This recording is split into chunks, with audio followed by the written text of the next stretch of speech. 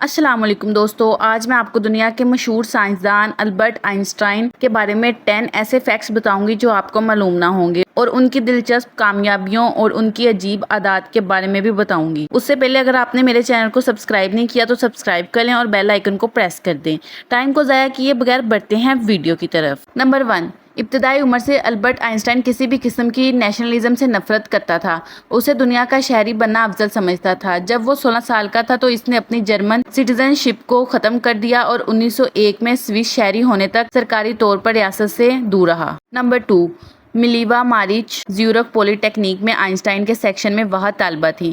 وہ میتھس اور سائنس کے بارے میں پرجوش تھیں۔ وہ اپنے طور پر ایک خواہشمند فزسسٹ تھیں، لیکن اس نے ان عزائم کو ختم کر دیا جب اس نے آئنسٹائن سے شادی کی اور اس کے بچوں کی ماں بنی۔ نمبر 3، 1933 میں FBI نے البرٹ آئنسٹائن کے بارے میں ایک ڈوزیہ رکھنا شروع کیا۔ اس کی امریکہ کے تیسرے سفر سے کچھ دیر پہلے یہ فائل 1427 پیجز پر مشتمل دستاویزات پر مشتمل ہوگی، جو امن پسند اور سوشلسٹ تنظیموں کے ساتھ آئنسٹائن کی تاحیات وابستگی پر مرکوز ہیں۔ ایڈگر ہوور نے یہاں تک سفارش کی کہ آئنسٹائن کو ایلین ایکسکلوژن ایکٹ کے ذریعے امریکہ سے باہر رکھا جائے، لیکن امریکی محکمہ خارجہ نے اسے مسترد کر دیا۔ نمبر 4، آئنسٹائن کی ہونے والی بیوی ملیوا نے 1902 میں سربیا میں اپنے خاندان کے ساتھ رہتے ہوئے شادی کے بعد ایک بچی کو جنم دیا۔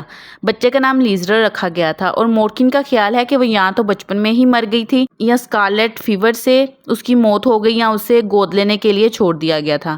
تمام امکانات میں آئنسٹائن نے اپنی بیٹی کو ذاتی طور پر کبھی نہیں دیکھا تھا۔ لیزر کا وجود 1987 تک وسیع پیمانے پر معلوم نہیں تھا۔ جب آئنسٹائن کے گھر سے خطوط ملے تب یہ مجموعہ منظر عام پر آیا تھا۔ نمبر 5، نوبل انعام جیتنے کی توقع کرتے ہوئے آئنسٹائن نے اپنی تمام متوقع انعامی رقم اپنی پہلی بیوی ملیوا کو پیش کی تاکہ وہ اسے طلاق دینے پر راضی ہو جائے۔ ایوارڈ میں $32,250 کا اضافہ ہوا، جو اس وقت اوسطاً پروفیسر کی سالانہ تنخواہ سے 10 گنا زیادہ تھی۔ نمبر 6، دوستو ایلسا آئنسٹائن کی دوسری بیوی تھی۔